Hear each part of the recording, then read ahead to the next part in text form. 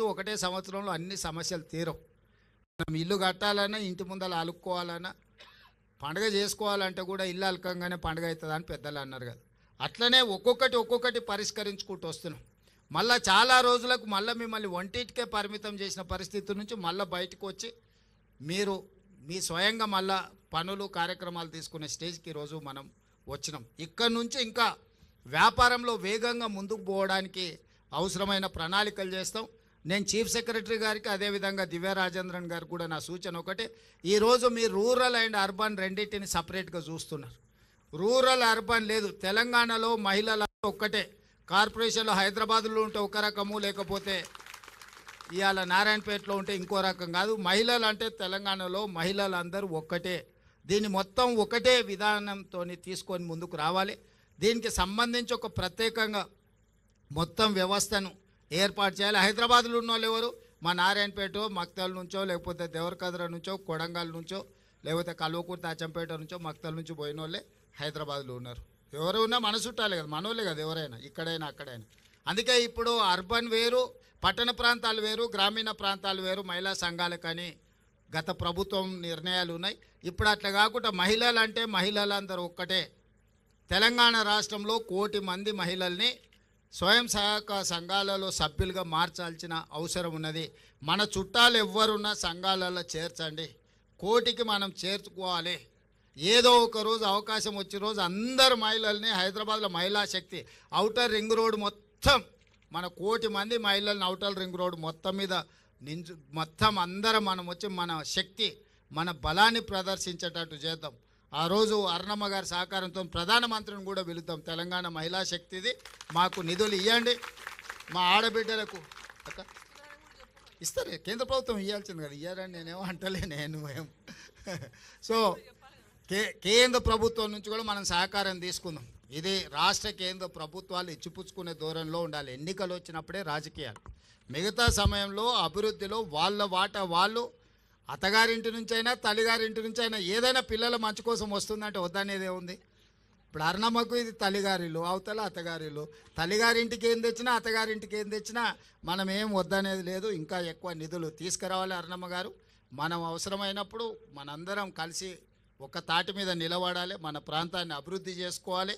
ఎన్నికలు వచ్చినప్పుడు ఎవరు రాజకీయాలు వాళ్ళు చేసుకుంటారు.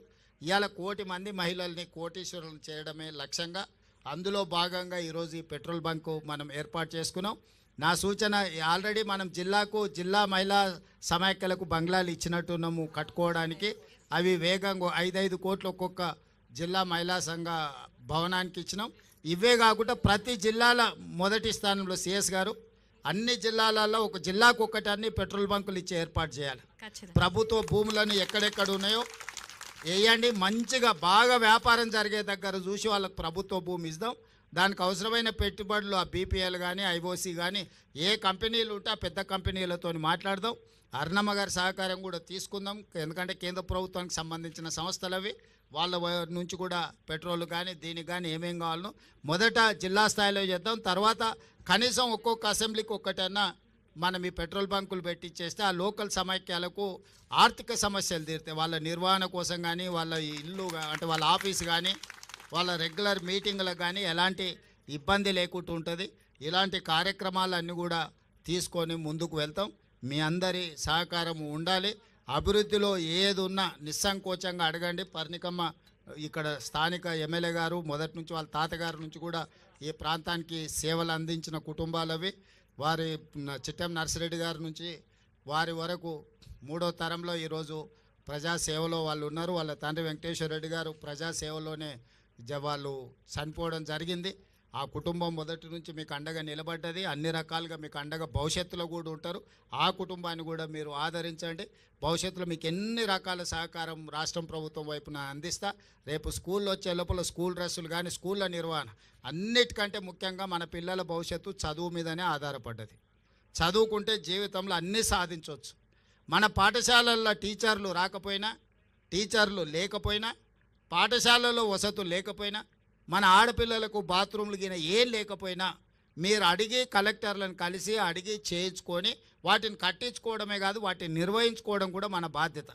కట్టుకొని మనం గాలికి వదిలేస్తే ఊర్లో వాళ్ళు వీళ్ళు అది పాడు చేసేస్తే మన పిల్లలకి ఇబ్బంది అవుతుంది. ఊర్లు పెరిగిపోయినాయి, ఆడపిల్లలు ఎక్కడ బయటికి పోలేని పరిస్థితి ఉంటుంది.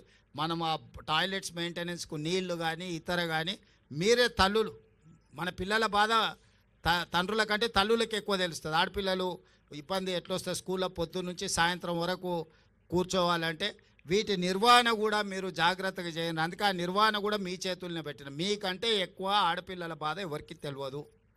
ఆ ఆడపిల్లలు బడిలో ధైర్యంగా చదువుకోవాలంటే వాళ్ళకి కావాల్సిన వసతులు మనం చూడాలి. నిధులు నేను ఇస్తా, నిర్వహణ మీరు చేసుకోవాలి.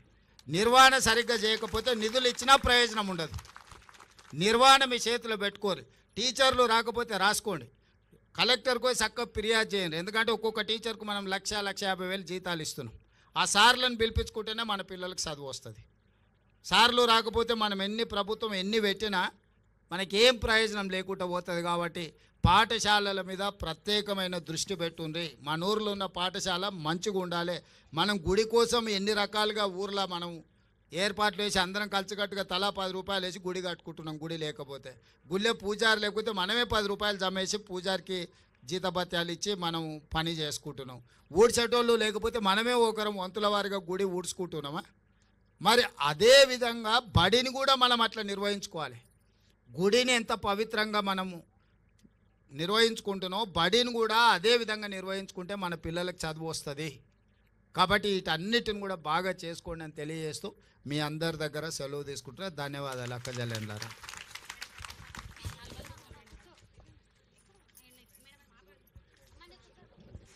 పక్కకు జరగండి, పక్కకు జరగండి.